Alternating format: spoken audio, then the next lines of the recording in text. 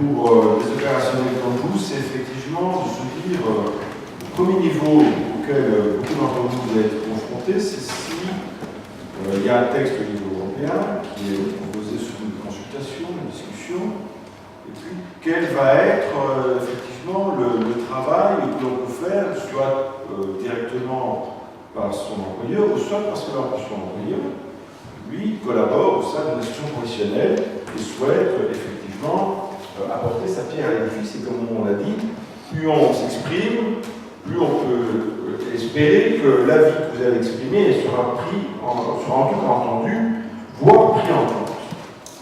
Alors, j'ai déjà évoqué effectivement un certain nombre de choses. Le travail des institutions professionnelles, il est incontournable, il est essentiel. C'est souvent la première étape qui permet à un certain nombre d'acteurs de comprendre les enjeux qui peuvent être derrière. Vous avez, dans certains secteurs de la finance, des tailles qui sont différentes. Certains secteurs d'activité sont plutôt concentrés, d'autres sont extrêmement atomisés, ça dépend un peu de la nature de l'activité. Mais ce qui est certain, c'est que souvent ce qui va passer, je dirais, en termes de messages sur les agendas européens, ça va souvent passer par des associations professionnelles. Donc, on l'a évoqué plusieurs fois, les contributions sont encouragées par les institutions européennes, il faut le faire, il faut y participer, et il ne faut pas croire que parce que votre collègue, votre compétiteur va s'exprimer, nécessairement il va dire des choses qui correspondent à ce que vous avez besoin. Et j'ai trop souvent entendu des responsables importants sous-estimer le fait que leur business model puisse être légèrement, voire sensiblement différent de celui de leur compétiteur immédiat. Et les conclusions, c'est que peut-être que la solution qui va être retenue ne va pas correspondre exactement aux besoins de l'entreprise en question. Donc, important d'être présent.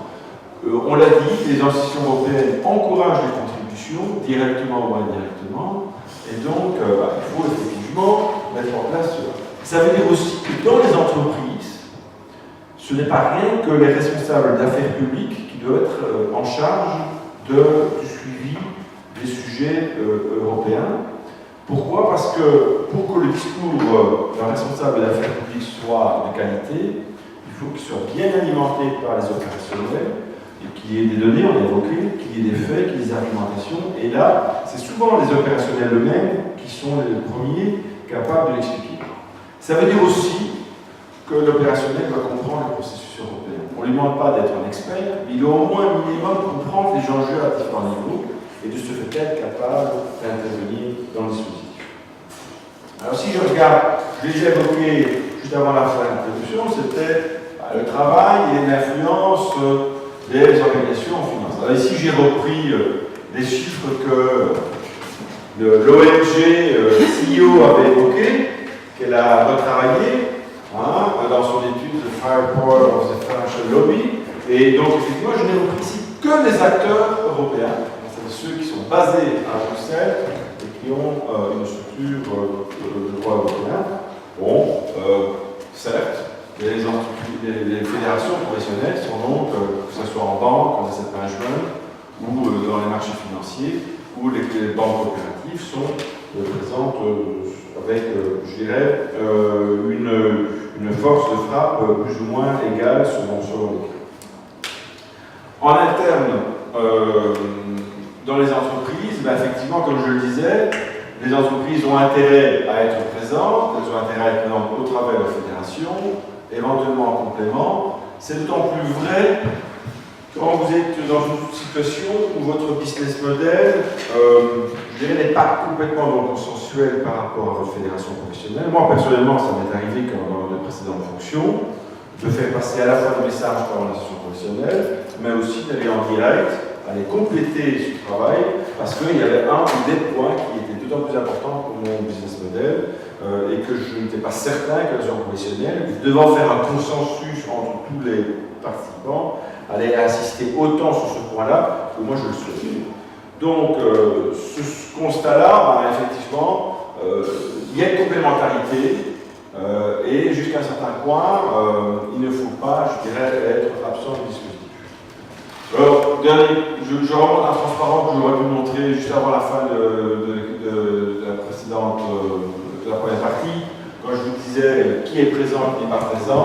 Bon, le transparent n'est pas tout à fait clair ici, mais il y a quelques noms qui sont bien connus, quelques gros cabinets, et puis vous avez des grosses institutions comme Goldman Sachs, comme HSBC, comme d'autres, qui sont des structures soit basées à Londres, soit aux États-Unis, qui sont très importantes en termes de taille par rapport au budget et par rapport à la présidence aussi.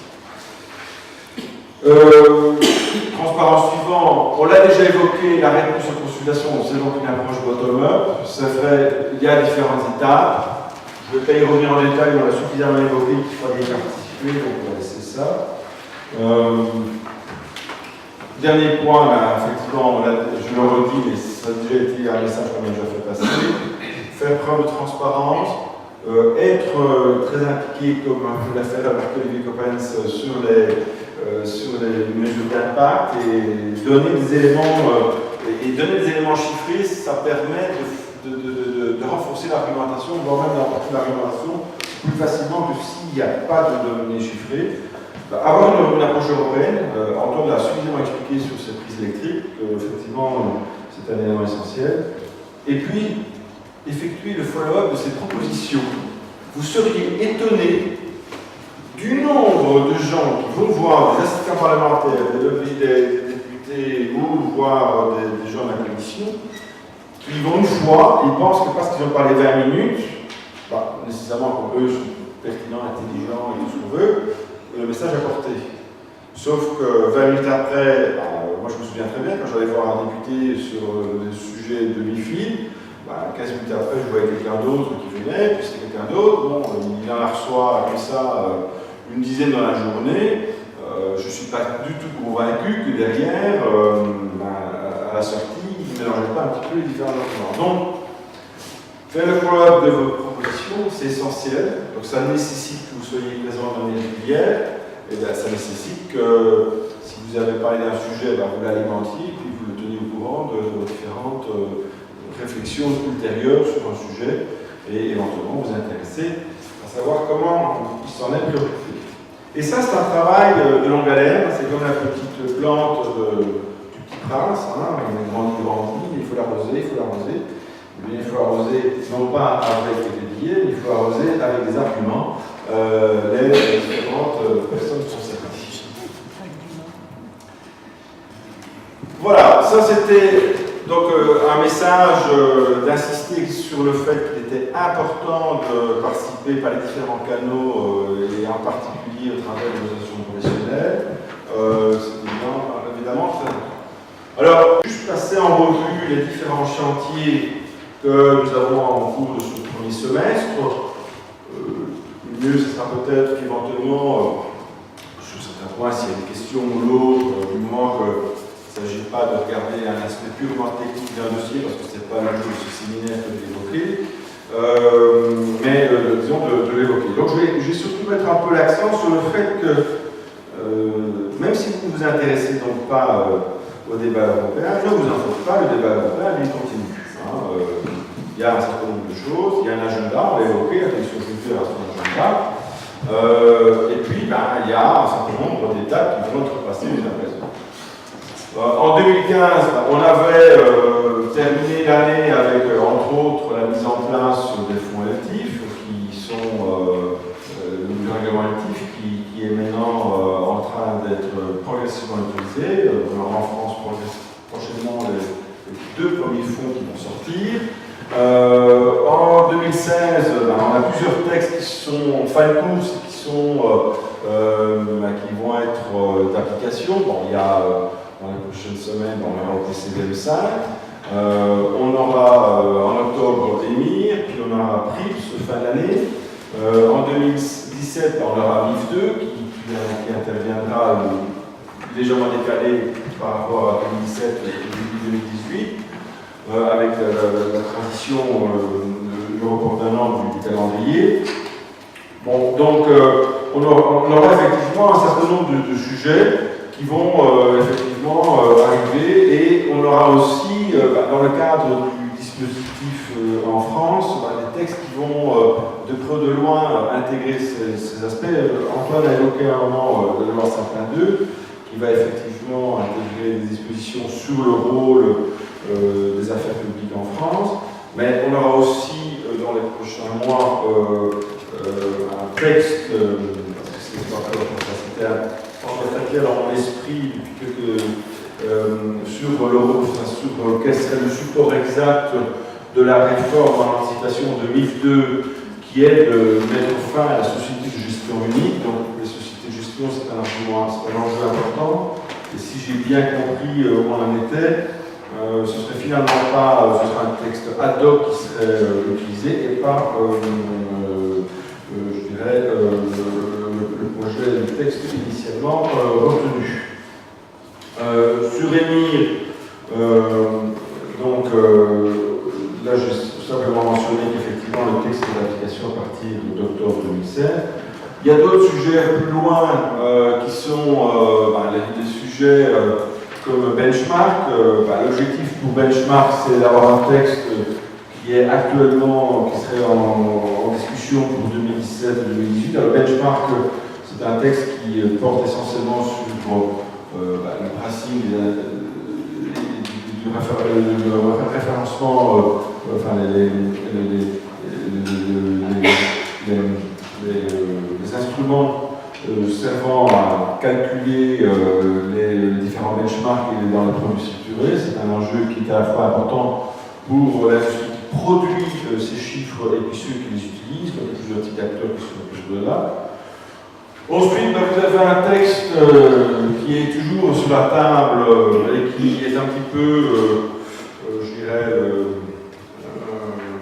un peu comme Serran qui est régulièrement discuté, c'est le texte sur la taxe sur les transactions financières. Alors, vous voyez, ce transparent, je l'ai écrit il y a quelques temps, mais on est toujours un peu dans ce débat, entre enlisement, accord. Selon qu'on écoute un État, selon qu'on écoute le commissaire ou qu'on écoute certains États, le texte a évolué. Oui. C'est juste une remarque qui peut être intéressante. La TTF, c'est l'exemple d'un texte qui était en fait européen, mais qui n'est plus au niveau qui est pris en compte. C'est 11 États, je crois. Oui, 11 États qui travaillent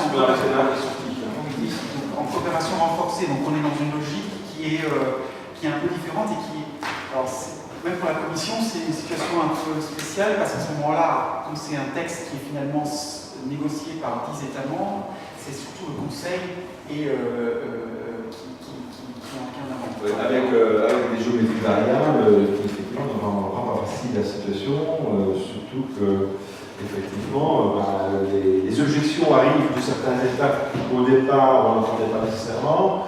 Je prends entre autres l'exemple effectivement des 3 États qui ont fait des objections sur le texte, sur le principe. Bon, les objections sont arrivées tardivement, même si c'était pertinent, c'est pas le sujet, mais voilà.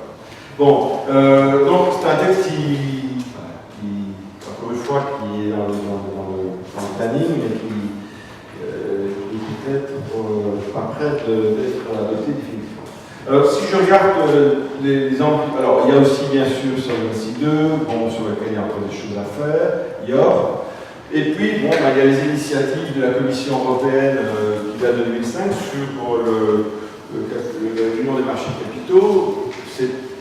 En 2 mots, je rappelle que l'ambition de l'Union des marchés de capitaux, c'est une ambition transversale, c'est à la fois la volonté de repenser et de repenser ce qui peut être amélioré dans le fonctionnement des marchés de capitaux, assurer des financements alternatifs au financement bancaire.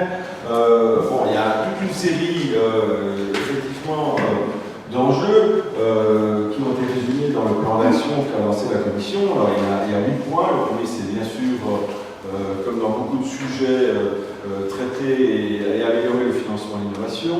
Ensuite, c'est la question de comment faire en sorte qu'on peut à introduire plus facilement en bourse les levées des capitaux, en sachant qu'on est devant une contradiction classique qui est est-ce qu'on fixe des seuils entre les marchés réglementés et les marchés alternatifs. Bon, c'est un débat classique parce que pour une bourse estonienne, ce qui est un seuil important est beaucoup moins pour une bourse française, etc. Donc ça, c'est déjà un débat. Des investissements à long terme, effectivement, les investissements dans les infrastructures, les durables, c'est un sujet qui est important, surtout dans la perspective du plan Juncker. La réforme la révision des différents plans et des textes de la régulation financière, est-ce qu'on était trop loin sur certains aspects, est-ce qu'il faut le penser, etc. Favoriser l'investissement institutionnel et de détail, comment faut-il faire pour améliorer ou non la commercialisation transfrontalière, exploiter la capacité des banques à soutenir l'ensemble de l'économie, faciliter l'investissement transfrontalier, je l'ai évoqué d'abord. Bon, il y a tout un plan, et ensuite, vous avez le détail, et alors ce qui frappe dans ce plan, c'est qu'on a d'abord traité les sujets que je vais qualifier d'un peu plus aisés à traiter, c'est-à-dire entre autres la révision de la directive prospectus, aborder la question de la sécurisation, et puis au fur et à mesure du temps, on reporte un certain nombre de sujets qui sont un peu plus complexes à gérer, et puis le plan d'action, théoriquement, il s'arrête à la fin de la mandature, mais en fait, en réalité, on constate qu'il peut aller plus loin. Quand on regarde ce plan d'action sur l'union des marchés de capitaux, il y a quand même un grand absent qui est apparu entre-temps, puisque ce plan date de la fin de l'année 2015. C'est l'annonce faite par le gouvernement britannique de référendum en juin sur le Brexit.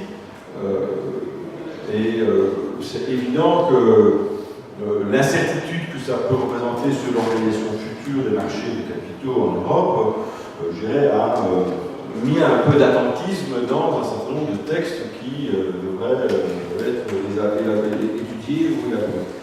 Mais regardez, en fin de course, ce qui est quand même important, c'est que moi je constate quand même que dans ce plan d'action, il n'y a pas énormément de textes dits réglementaires. Et pour rebondir sur ce que Olivier Coppens avait dit dans le passé, dans la première partie, il y a beaucoup de textes qui visent soit à de la coordination, soit à essayer de tirer parti des bonnes pratiques locales et essayer de les coordonner au niveau européen, y compris dans les sujets où la Commission a un très faible pouvoir. Je prends l'exemple de la taxation.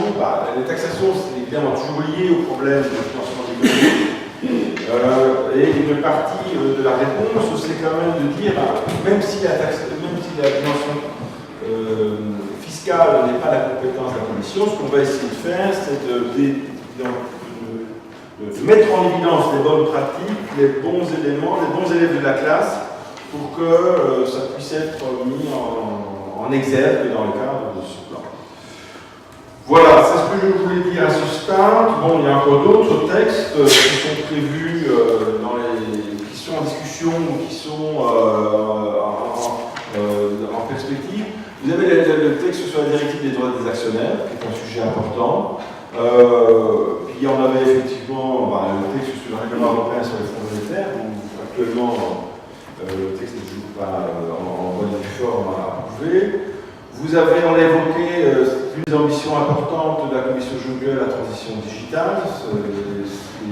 Et sur la banque digitale, il y a quand même beaucoup de choses qui vont impacter le fonctionnement des banques du détail en Europe à ce travers-là. Et puis ensuite, il y a un livre vert qui est sorti là-bas à la Commission sur la distribution des fonds en Europe et puis la question de comment améliorer pour le consommateur européen la capacité à acheter dans les transfrontaliers différents produits. Et là, notre liste, je voulais juste mentionner que, quand j'ai évoqué que c'est un texte à un niveau international pouvait avoir des incidences en Europe, je vous ai évoqué le Financial Stability Board dans l'exposé de la première partie. Regardez, les travaux du Financial Stability Board qui effectivement partent de l'identification de vulnérabilité potentielle systémique en matière de gestion d'actifs. Bon, découle ensuite sur des propositions qui vont être discutées en commun au sein de l'FSB et puis qui vont de près de loin avoir des conséquences sur les acteurs à la fois en Europe et aux États-Unis, sur la désignation ou non de ces entités systémiques non bancaires et non assurantielles comme étant un risque ou non pour les marchés obligataires. Donc, tout ça pour dire que finalement les agendas sur les sujets européens sont effectivement importants, les agendas français le sont aussi, c'est évident, mais que l'intégration avec les agendas internationaux tout autant, et il faut donc le garder à l'esprit et ne pas, je dirais, penser que parce que c'est des agendas qui sont beaucoup plus loin, ils sont moins importants, moins, je dirais, stratégiques.